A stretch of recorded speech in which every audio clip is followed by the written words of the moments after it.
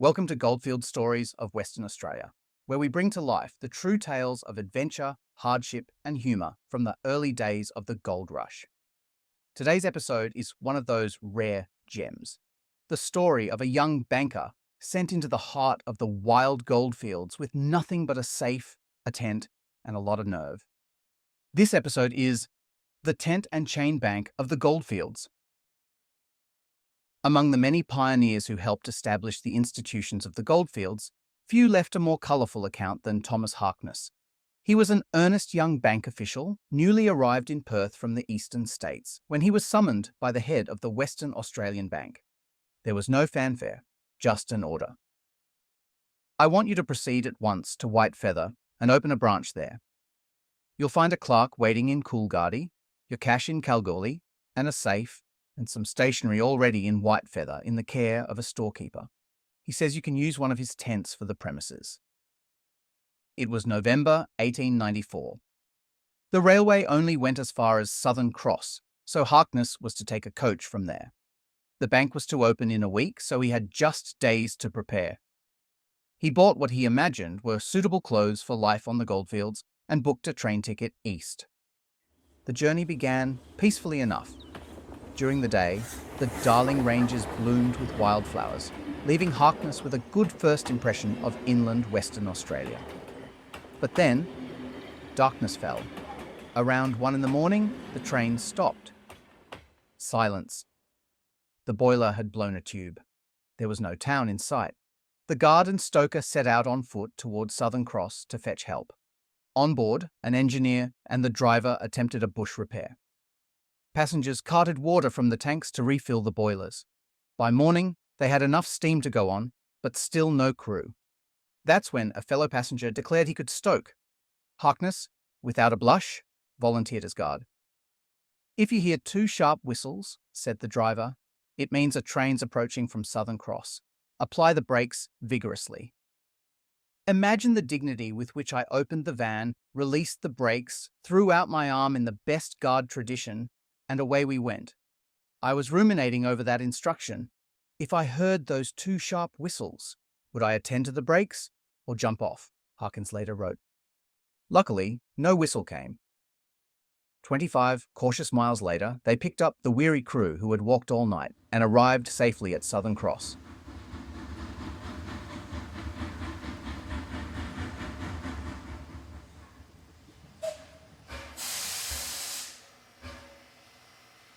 The next leg, via Cobb and company coach, was less dramatic, but no less taxing. Due to the train delay, the agent advised that they would be travelling overnight without stops. However, when they reached Boorabin, the driver announced that they would rest there for a few hours after all. The hotelier offered him a place to sleep in the dining room, where he found a long wooden stool. He stretched out on it and promptly fell asleep, only to wake with a fright as he crashed to the floor. Moments later, it was time to board the coach again and continue the journey. Coolgardie was bustling. Gold fever was in full swing. Harkness met his clerk and the hotelier, John Debon, who had just left the Palace Hotel in Perth to open a new one in the Goldfields. Debon warned him, "Stick to land, forget shares." Then it was on to Kalgoorlie. Dust smothered the new clothes Harkness had been so proud of. At Ward and McLeod's Exchange Hotel, he was given a tiny jug of water, only just enough to wipe the dust off his clothes and the grime from his face. The room had hessian-lined walls so thin that voices from other rooms echoed clearly, but somehow he managed to sleep well. Kalgoorlie at the time had only 2 hotels, a few hessian stores, a handful of tents, and 1 bank, Western Australian Bank's 8 by 12-foot iron hut. He picked up the cash and continued to White Feather by trap.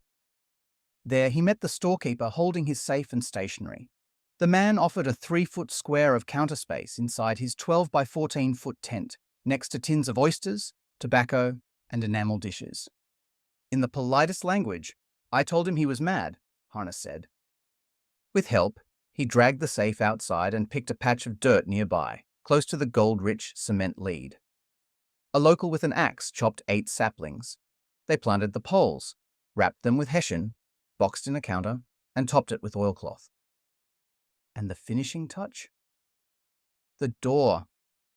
How proud I was of the door, he said. A big chain through a hole and around a pole, fastened with a big padlock. You can't very well have a bank without a door to open at 10 a.m. and close at 3, even if you could just lift the side and walk in. Water was next. A nearby condenser turned salt water into fresh. The clerk walked over daily with a shilling, returning with enough to drink, but not to bathe. It is wonderful what can be done in an emergency. A small drop in a basin and a new brush can do wonders. Beds were another problem. Stretchers from Perth were stuck at Southern Cross with other goods, waiting for carters who charged £40 a tonne. Harkness and his clerk slept on the ground until centipedes and creepy crawlies drove them to the counters. When the stretchers finally arrived, they sagged like hammocks. One night, Harkness woke to a noise. Something, or someone, was reaching under the tent. He sprang up, revolver in hand. It was a black cat. There were no police in Whitefeather.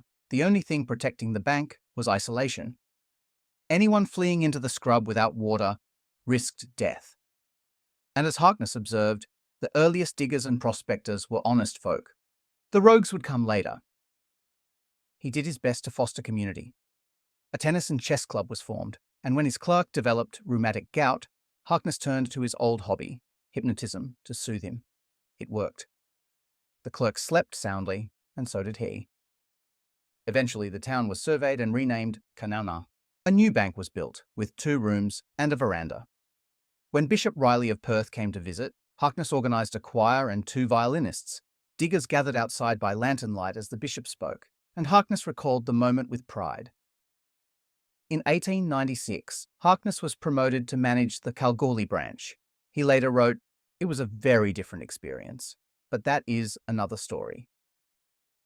Thanks for joining me on Goldfields Stories of Western Australia. If you enjoyed today's tale, don't forget to subscribe, leave a review, and share it with anyone who loves true stories with a twist of Aussie grit and humour. And if you have your own funny family yarns from the Goldfields days, we'd love to hear it. Send us a message or leave a comment on our website.